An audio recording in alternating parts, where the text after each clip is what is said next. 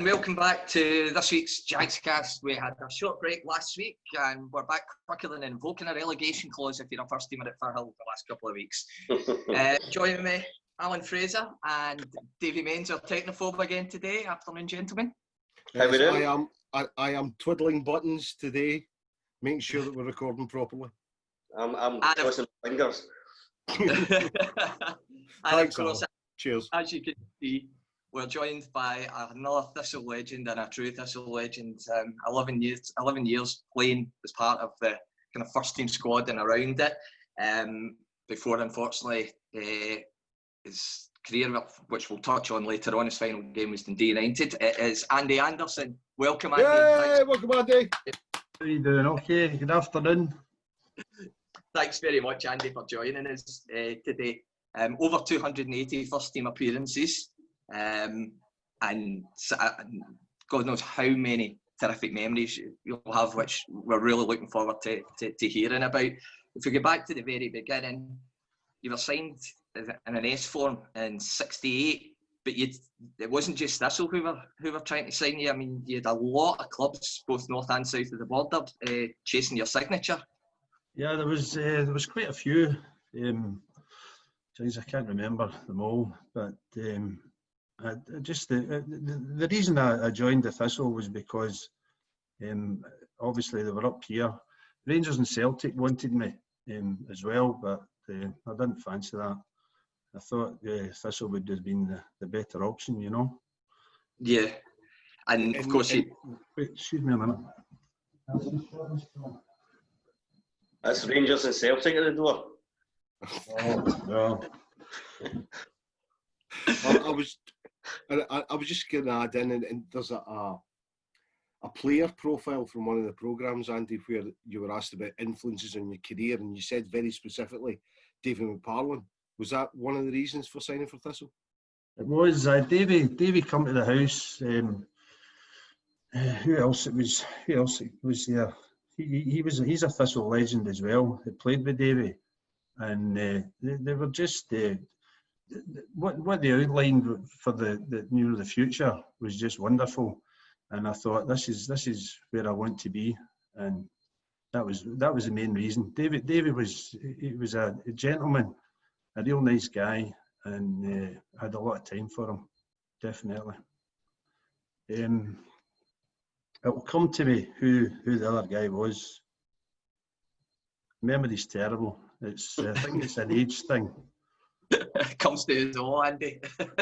Tommy Ewan, that's who it was. It was Tommy Ewan. Remember Tommy Ewan? Yeah, Tommy Ewan. That's who it was. He was a bit quiet, right enough. He didn't say too much. Davy did all the talking. And so that kind of sold you in the move. And after you were found out, which a lot of Thistle players were at the time, you went to Sighthill Amateurs. Sighthill, yeah. Eddie McCulloch, he was a gentleman as well. Just the whole setup was just wonderful, absolutely wonderful. And what Davy had said to me, you know, he had huge plans for the club, and I don't know what happened. Obviously, he didn't get the backing of the directors at the time, and it just faded. They went part time. I was full time for 5 years, and they went part time, and it was kind of downhill ever since then, you know. Yeah. Well, I mean, you made your first team debut as a sub in the 71 Cup final team, you know, the team that went on to win it. How big a thrill was that, just to be, you know, part of that? This is absolutely shocking. I don't remember that, you know that? I do not remember that. It was a 5-0 win against Raith Rovers. Raith Rovers, aye. I've got absolutely no recollection of that. I must have been on for about 2 minutes.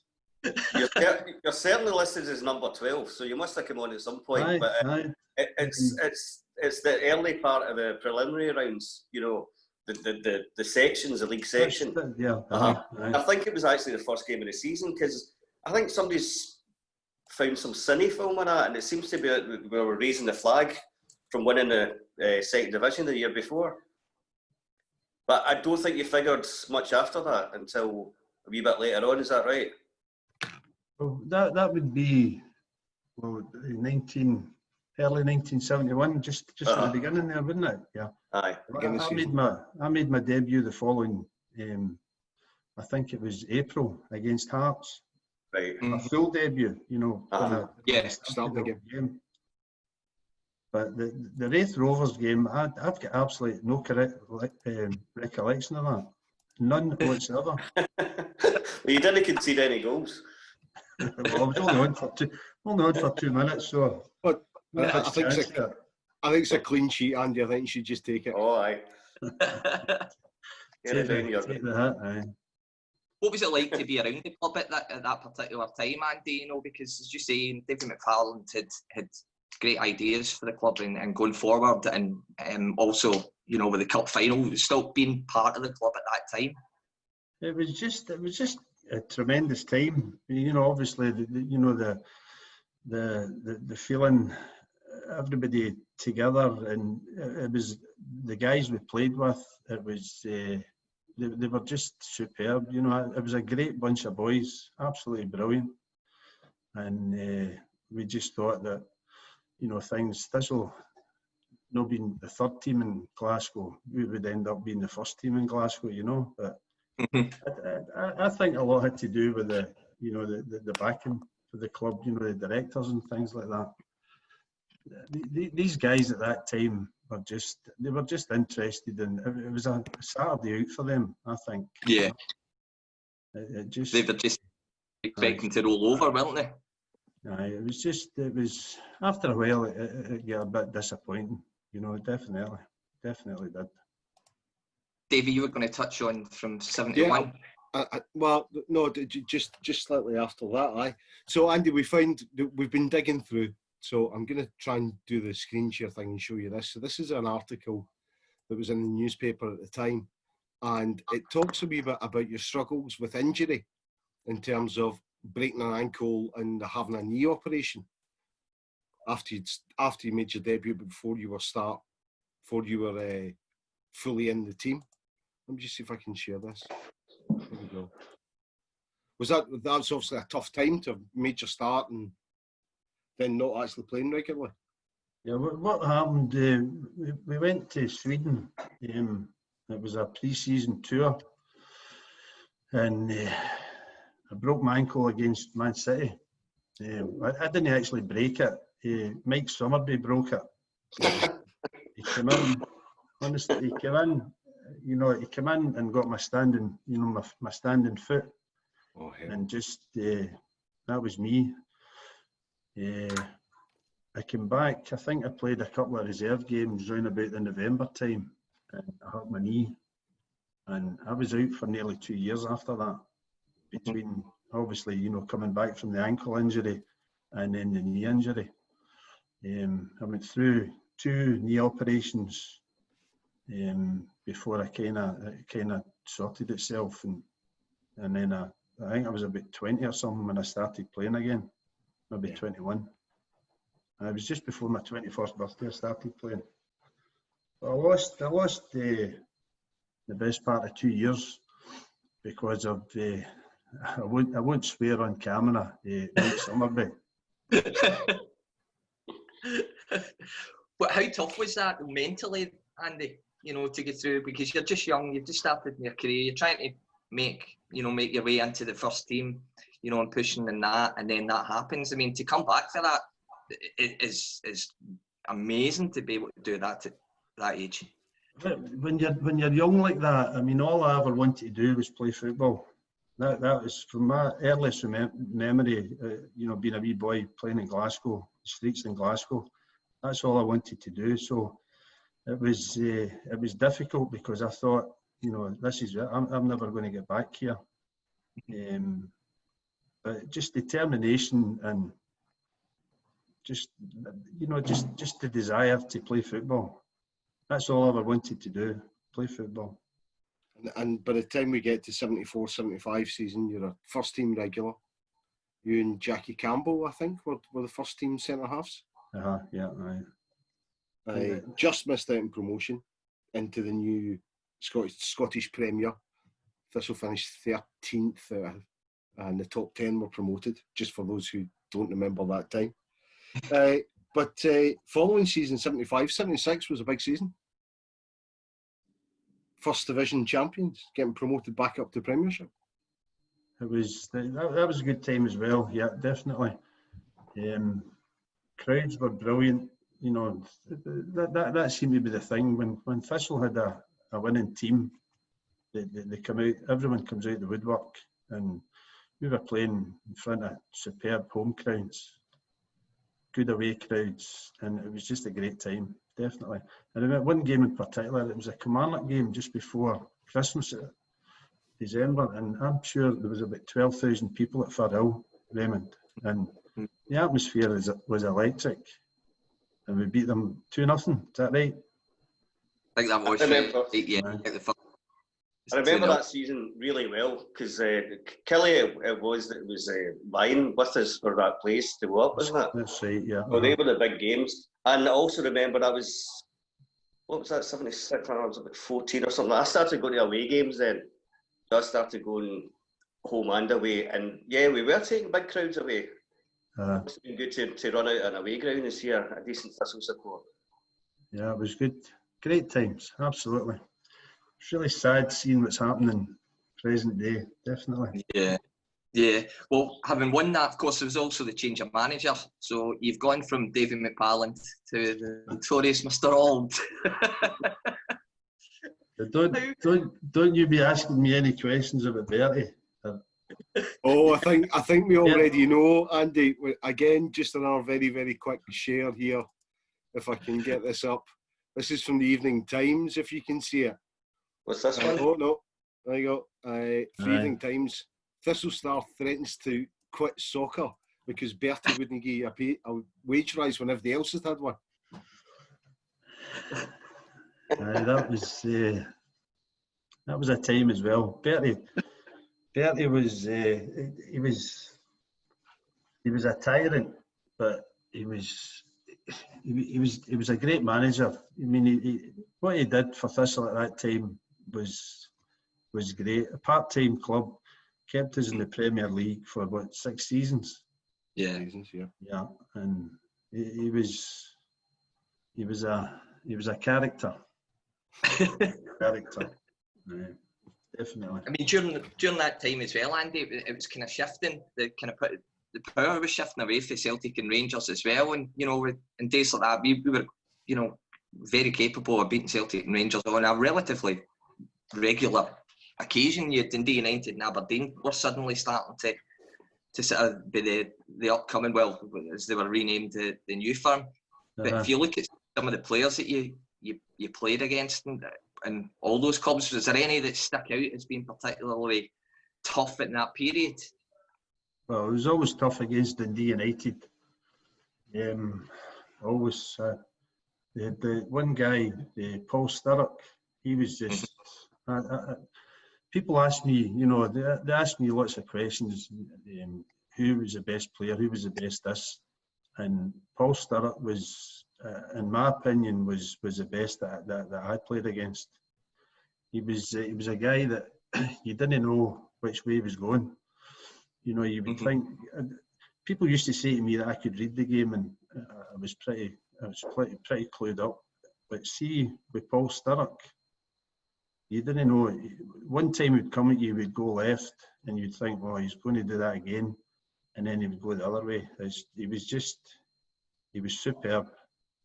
Yeah. Superb. I mean, you played with some great players as well. The guys we played, I mean, we had a great team at that time, great players. Dougie Somner, he was my man. I loved Dougie Somner. I think Dougie was probably the best centre forward Scotland's produced in a long, long time. He was absolutely superb, and I still revere him. Honest to God, haven't seen him for maybe a year and a half. You know, we used to kind of meet up twice a year. You know, him, John Marr, Alec O'Hara, and the wives. But especially what's happening just now, we've not been in contact. But Dougie was my man, Raymond, definitely. Excellent player. Excellent. I mean, obviously, you guys remember him, eh? Yes, Dougie Sumner and Joe Craig together with a great partnership and played some fantastic games. Games that we were unlucky to lose against Celtic at Parkhead, for instance. And Sumner scored a cracker from outside the box, and then I think we lost a couple of late goals and ended up losing that. But they were great to watch. And then when Joe Craig, Jim Melrose came in, we played with Dougie Sumner as well. And I'm just going to bring this down because this is my frame. This is slightly later, since I'm slightly younger than you boys. This is my team, 1980. I can't really make that out. What's the lineup there? So the lineup is Ruffy, Andy, Jackie Campbell, Dave McKinnon, and Brian Whittaker as your fullbacks. Colin McAdam, Jamie Doyle, Ian Gibson, Alec O'Hara, Jim Melrose, and Bobby Houston. Aye. Not a bad team again. Brilliant team. But I mean, 1980 was when I was starting to be able to get there regularly. So that's what I remember. I was 11. Still trying to tell the difference between Andy Anderson and Jackie Campbell on a pitch because I couldn't see that well. That's when you started, 1980. No, my first game was 78, but 80 I was going regularly. Right. That was just my second last year, wasn't it? I left in 82. 82. Right. And we're going to come to that, but I think we want to do Glasgow Cup first, don't we, Amy? Yeah, but the other thing I was going to say, I mean, we're talking about us guys growing up, watching yourself. For me, to this day, I've not seen a better centre-half partnership than Campbell and Anderson. And that's what I grew up with. And it's even to this day, all the years of watching Thistle, I've still never seen a better partnership than that. You just complemented each other so well and made it look easy at times. It was Jackie made it look easy. Jackie, I used to say that Jackie would hit them up into the air and I would hit them as they came down. But we did well together, there's no doubt about it. Jackie was a nice guy, good guy, great player. Has he done a Dreamcast for you? Not yet, no. No, we haven't seen him on here yet, no. We're working our way through, Andy. We're working our way through. Getting through them, aye. Jackie was... What about the Glasgow? Do you remember much about the Glasgow Cup final? We won. That was 80-81 season. Beat Celtic 1-0. 1-0 now. Firhill. I remember that game. Yeah. Aye. I don't remember much about the game, but I remember beating them. That was actually my first time seeing Thistle win a trophy. Was it? I thought it was that every year. Well, we were robbed a couple of times. We had two Scottish Cup semi-finals. That's what I was going to say, mention as well, yeah. Aye, the one against Rangers was a disgrace, absolute disgrace. Because, I don't know how anybody can be offside from a 40-yard crossfield ball. Somebody come running in from 30, maybe even 30 yards out to header the ball into the net. How you can be offside? It was a disgrace. I remember that very well, that game, and it was astonishing. I mean, how the linesman had the cheek to put his flag up, I've no idea. It was Bobby Houston that scored, wasn't it? That's correct. Aye. It wasn't even a hint of offside. He came from well behind the defence, went in behind him, nodded it in, flag goes up. No, that was I don't want to swear on here either. You know what I mean? That was another, because the replay. Obviously, I think it was a Wednesday night. Was it a Wednesday night we played? The first game, Wednesday the 4th of April, 1979. I can remember my first Hampden. The replay, that was another Derek Parlane. He broke my other ankle that night. Bloody hell. So that was me out again. So I would, had we beaten Rangers that year, or that game, I would have missed that final because of that. That was it. Of course, that was it that year. Can you lip read there, right? What was that? Hibs that made the final that year, and I think many Thistle fans and the team itself would have fancied that. We would have won that game. We would have beaten Hibs that year. Although they had a good side as well. We had a good side. But we would it was terrible. And then even the other replay or the other game against Aberdeen, they beat us 4-2.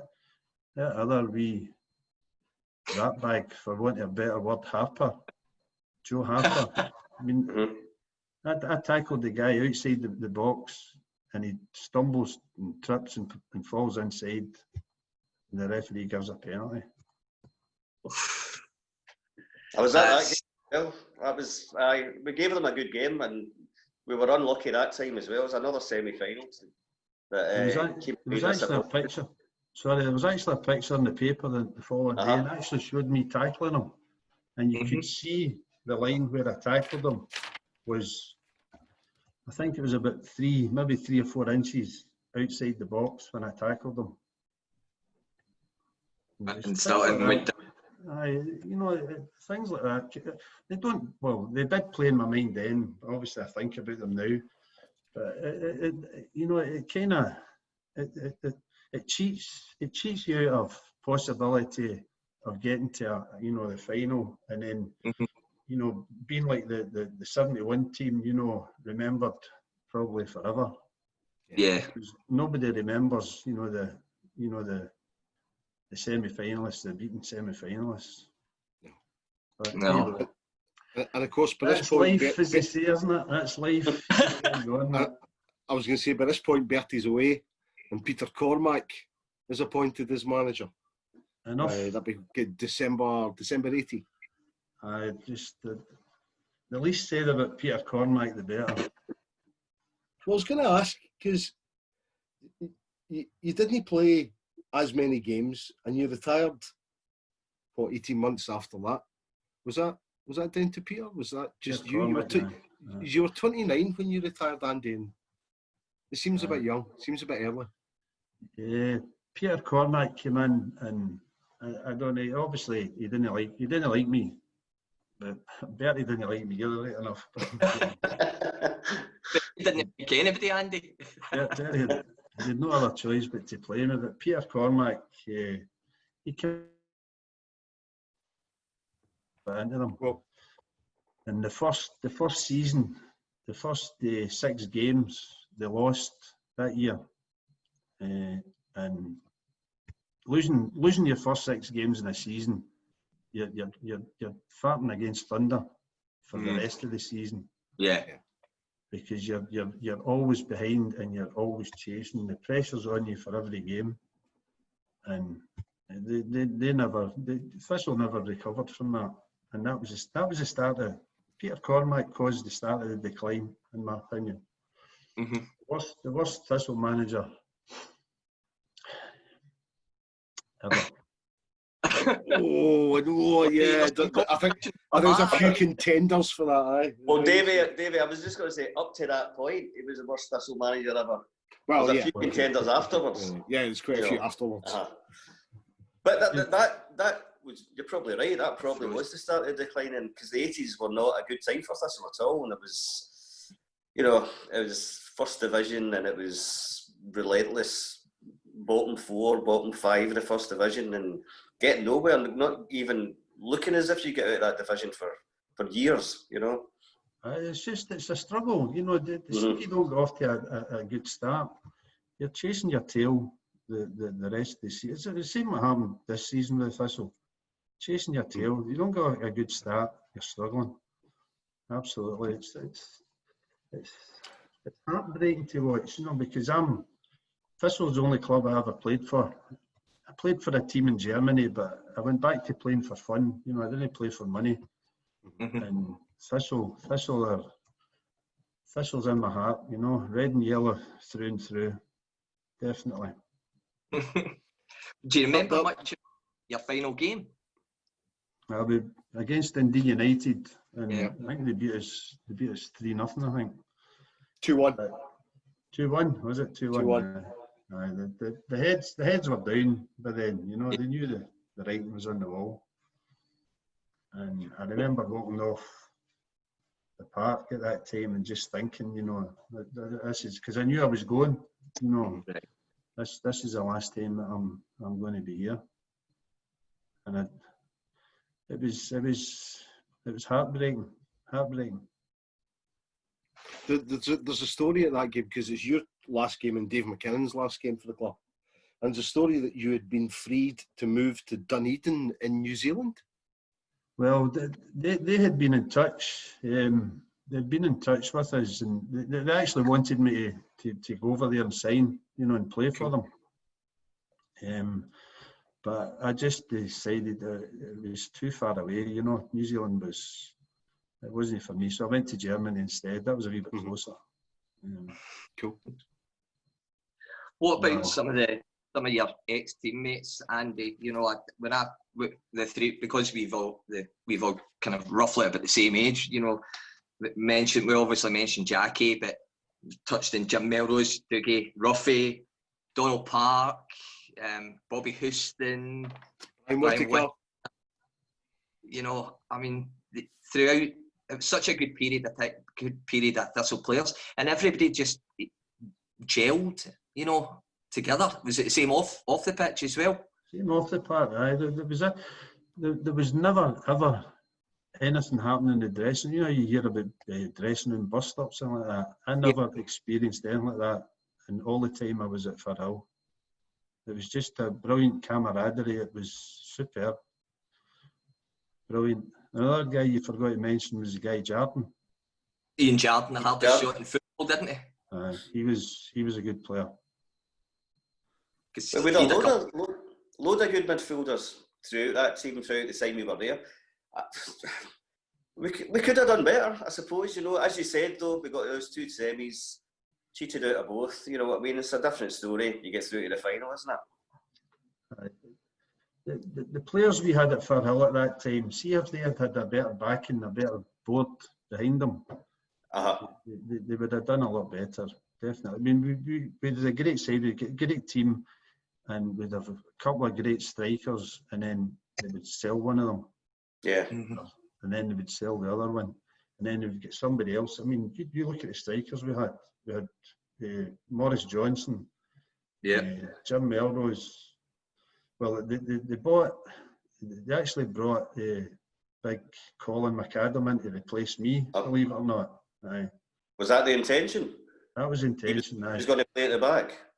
Bertie is we've kind of said before, Bertie didn't really, it's not that he liked me, I don't know what the problem with Bertie was. But he brought Colin in to replace me, but Colin was 6'3" and jumped 4'2", he was at the back. But see, when he moved him up front, what a revelation. I know. And ended up selling him to Rangers for 170 grand, £170,000. And that was the transfer tribunal as well, wasn't it? We didn't get as much. That's one of the.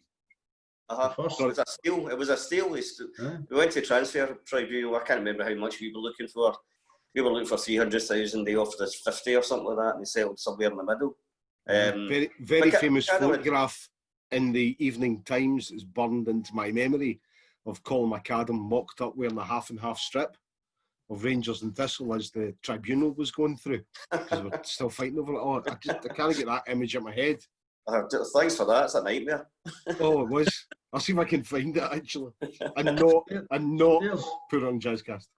There's like three strikers, then Joe Craig, and then Dougie Somner. 5 strikers, and they sold a lot of them. It just it was soul destroying. See, for I don't know how the other guys felt, but see, for me personally, just my whole life was just Thistle. It was just, that's all I wanted to do, play football, and I loved walking out. I used to get goosebumps walking up the wee steps in the middle, where the old dressing rooms were, and just coming out onto the park, goosebumps.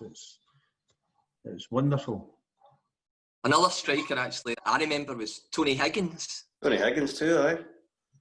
Well, he wasn't really a striker. He was like Tony was. He was all right, but he wasn't in the same class as the other 5. Definitely not. No. I know. So I was just going to say, the problem was obviously the club itself didn't have any backing, didn't have any sort of money backers. You know what I mean? to as you say, to push on when you've got a good team, and you don't keep having to sell people. You know, don't keep having to sell your best players just to carry on. You know, just to survive. Yeah, it was. Yeah. But anyway, it's memories that I've got and that'll never be taken away from me. And just I loved every minute of it, definitely. And of course, Andy, you still go back to Firhill. You're still a regular visitor as well. Yeah, in saying that, I've not been. I think a year and a half, 2 years was the last time I was there. Right. I was supposed to do a half-time draw this year against the Fairland game, but it was called off because of the rain. Yeah. So I'd arranged, to do the first game of the new season, but I don't know when that's going to be. Well, hopefully we'll see you whenever it is, Andy. Yeah, well, I'll be here, hopefully, yeah. Well, Andy, we don't want to take up all your time, but thank you so much for joining us and coming on and taking a wee bit of time out of your day for us. We really, really appreciate it. It's been really great. Terrific speaking to the three of you. What happens now? What do you send her? Can I see this? Or you're going to edit it. You're going to edit it really well. Really well. We'll edit it so well, Andy. We'll edit it so well that you'll look about 22. Don't worry. Can you do anything for me? No. I already asked Storrs that a couple of times and they said, unfortunately not, Alan. But listen, you're looking good in your mature years. Well, thank you very much. Thank you. Andy, I was just going to say, Hall of Fame inductee, Andrew Anderson, thank you so much. Brilliant. It's been brilliant. It's really nice to meet you, Davey. Really nice to meet you, Alan. And good to see you again, Raymond. You too, Andy. Cheers. Thanks very much. Cheers, guys. Take care of yourself. Cheers, Andy. Bye, Andy. Bye-bye. Cheers. Bye-bye.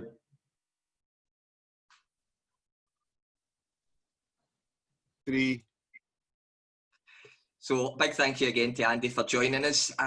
We'll be back again. We've got a double dunter this week. So we had Andy there, and on the start of the week we will be joined by the BFB. BFB. Big friendly giant. Yo, the BFB. Another centre half, ironically. I know, no number 5. But we will be joined by Freddie France, so he'll join us about at the start of the week. In the meantime, Davey, thank you, Alan, thank you very much, guys, and we'll see you in the next episode. One of Jags. As long as it's worked.